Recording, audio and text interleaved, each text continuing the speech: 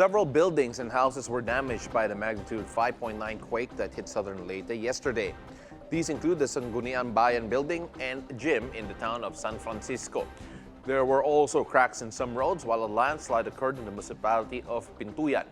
Over 60 aftershocks were recorded. After several hours, a magnitude 6.1 earthquake also struck Zamboanga del Norte, prompting the Philippine Institute of Volcanology and Seismology to issue warnings on possible aftershocks.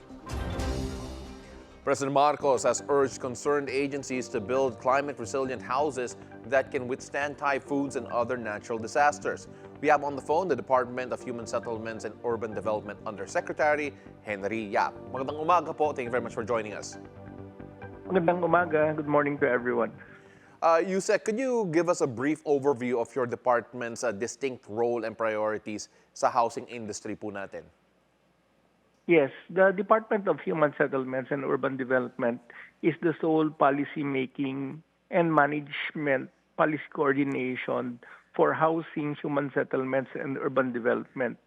Primarily, we are supposed to deliver housing with our key shelter agencies together with the local governments to be able to respond to the housing needs and backlog of the country.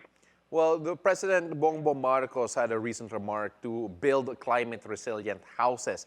Has this translated to the policy or mandating all housing projects to follow certain standards to ensure that they are climate-resilient against typhoons, earthquakes, and other natural disasters?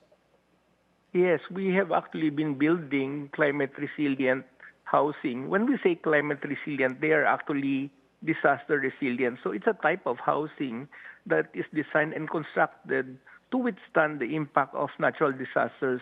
You've already mentioned the likes of typhoon. They also would include flooding and earthquakes. Let me just highlight what are these aspects that when we talk about resilient housing. No? So first, actually, they should be able to be structurally stable so that they are standing on strong foundation with reinforced walls, and their roofs are already sturdy enough to withstand strong winds, earthquakes, and heavy rains. In addition, this resilient housing has to be protected from flooding. One of our main calamities or disasters that we normally encounter in the country is flooding brought about by heavy rains. Mm-hmm. So as part of the design natin ng mga resilient houses, we already elevate them so that they are not prone to flooding or will be swept away when strong rains come over that particular area.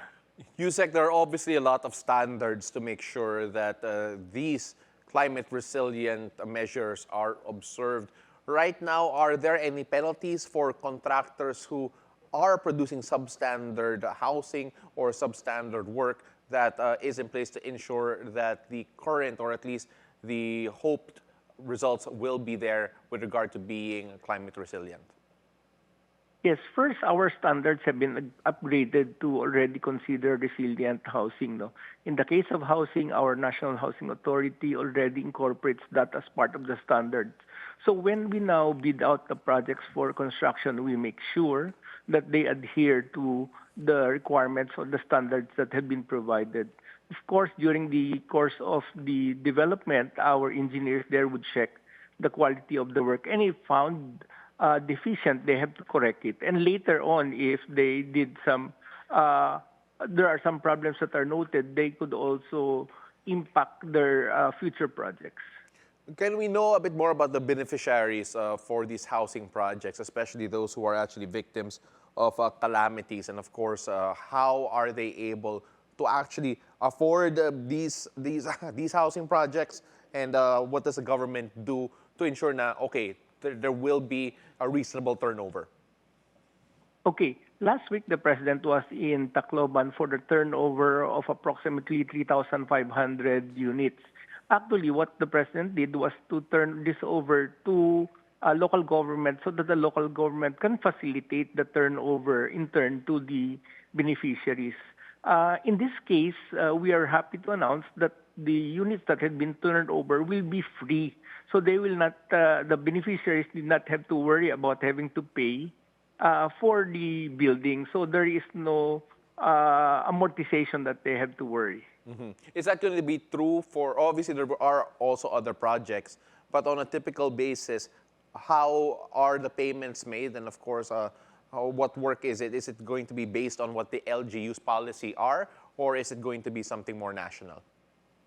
No, there is a national policy on that, and that is the directive that the NHA will provide the local governments. In the case of what we turned over last week, the President turned over, we had entered into a memorandum of agreement with various local governments and spelling out what they can and cannot do as far as those units that will be turned over. Now, we now give the local governments the chance now to be able to identify the beneficiaries. No, in many of the local governments, they create a LIAC or a group or that assess or evaluate the beneficiaries.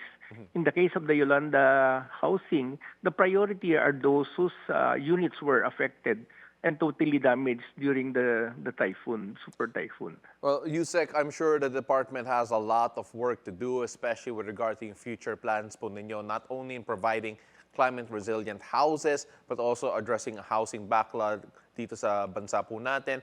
What are the key policies or, of course, the key projects that you feel that would address these problems moving forward in the short term? Yes, in addition to resilient housing, the President last year, or 2023, through Executive Order 34, declared the Pambansang Pabahay para sa Filipino program, or the 4PH program, as a flagship program. This program is a joint undertaking of the local government, the national government, as well as the private sector in trying to address the housing needs. Our objective is to now build housing across the whole country with inputs from both national and local government, as well as providing affordability to our beneficiaries. By affordability, we mean providing them with interest subsidy so that it is now easier for them to be able to pay these monthly dues. Thank you so much for your time this morning, DHSUD Undersecretary Henry Yap. Magandang umaga po. Thank you very much. Maraming salamat and thank you to everyone.